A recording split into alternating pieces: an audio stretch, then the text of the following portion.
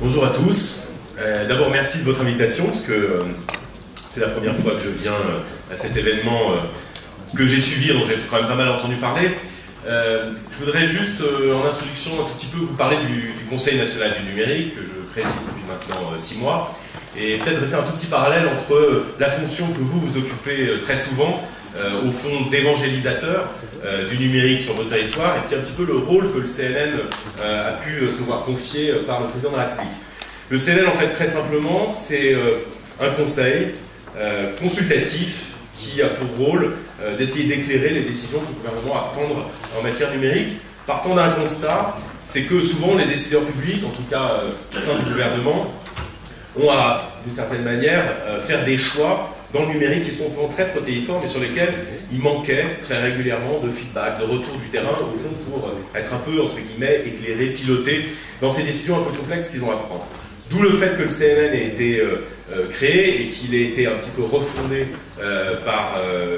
François Hollande, et en particulier en essayant d'élargir un tout petit peu sa composition et de faire en sorte que ce soit un petit peu moins business, un petit peu moins éco, mais que ça reflète davantage, on va dire, la diversité au fond de ce qu'est le numérique. C'est évidemment des affaires économiques, de développement des territoires, vous allez en parler longuement, mais c'est aussi des enjeux non marchands, des enjeux de recherche, etc. Et donc on a aujourd'hui un CNN un petit peu plus élargi dans sa composition, qui je crois reflète peut-être davantage ce qu'est aujourd'hui la révolution numérique. Alors vous savez qu'on a également, au-delà de nos 30 membres,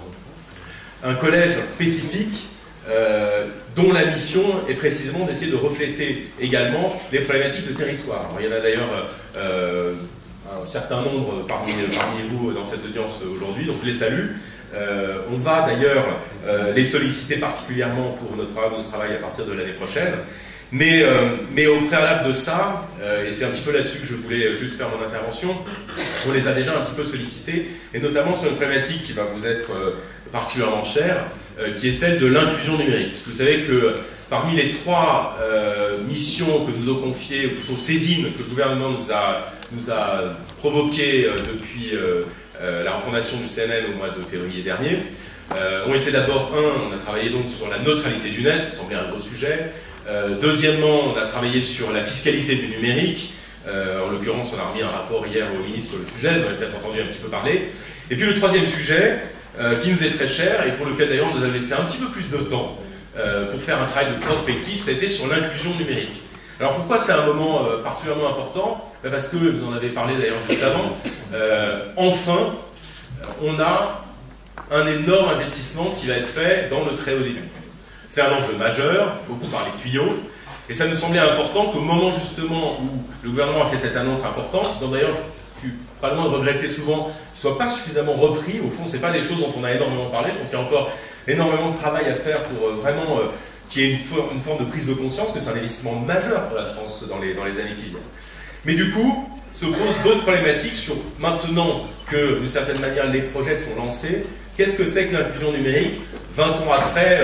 au fond, le concept qui avait été lancé de fracture numérique. On voit bien qu'on l'a largement dépassé, qu'aujourd'hui la question de savoir si on est ou non raccordé et de quelle manière au réseau est évidemment quelque chose d'important, mais les problématiques se sont largement sophistiquées, c'est pour ça que le gouvernement nous a demandé de travailler sur l'inclusion numérique. Alors, je ne vais pas vous dévoiler,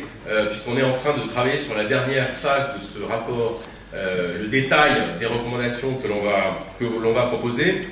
mais d'ores et déjà, je pense qu'il va y avoir pas mal de grains à moudre et que ça nous permettra peut-être d'alimenter des discussions, qui sait, l'année prochaine. Si je devais un tout petit peu résumer les 3-4 idées qui gouverneront les conclusions de ce rapport, et encore une fois, on devrait publier d'ici 1 ou 2 mois, c'est d'abord faire en sorte que, tout simplement, la focale infrastructure qui nous semblait essentielle aujourd'hui, elle ne suffit pas. C'est d'ailleurs des choses sur lesquelles on a eu beaucoup de retours, parce que vous savez qu'on a organisé plusieurs vendredis contributifs, donc qui sont des espaces ouverts où on fait venir un certain nombre d'intervenants, et Dieu sait que le groupe de travail qui était présidé par Valérie Peugeot, avec lesquels d'ailleurs un certain nombre d'entre vous ont pas mal interagi, a essayé vraiment de faire un travail de fond et de récupérer énormément de retours du terrain. Et effectivement, on s'est rendu compte qu'il fallait dépasser cette problématique, et notamment réinventer un petit peu tous les indicateurs. Il est clair qu'aujourd'hui, le numérique s'est instillé dans nos vies, et qu'évidemment, la simple mesure de la capacité à se connecter est évidemment un indicateur intéressant, mais qu'aujourd'hui, il y a toute une série et toute une batterie, au fond, d'indicateurs beaucoup plus qualitatifs qui permettent de savoir, au fond, en situation, quelles sont les nouvelles dimensions